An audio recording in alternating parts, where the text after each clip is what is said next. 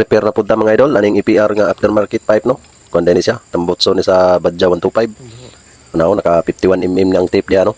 Ang pailisan ni busing ani diay iyang ipari-fiber o kaniyang screen ilisan pod. Mao day ning gipa-repair ni busing day no. Kay wa siya kaangay sa tingog. Perting sa baa kuno kayo.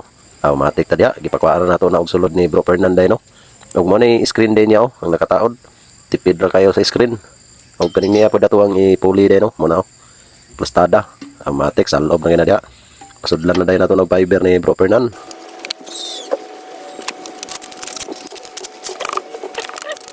Og diara mga idol, napuno na day fiber no. Ato na day sa loob ng iyang tape ya oh. Iyang taklob. Kaya ato na dayon ng i-align, ding ato na dayon ng soldahon na pod.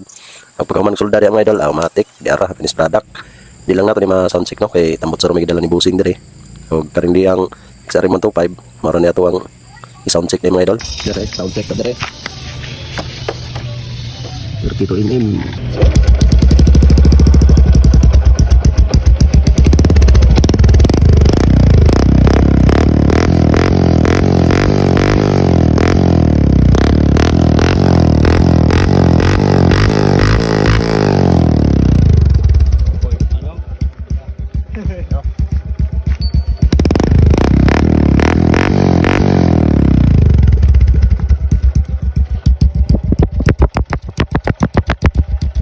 Daghang salamat tayo ni mo boss no sa imong pagsalig sa akong trabaho. Matik. Sige, salamat.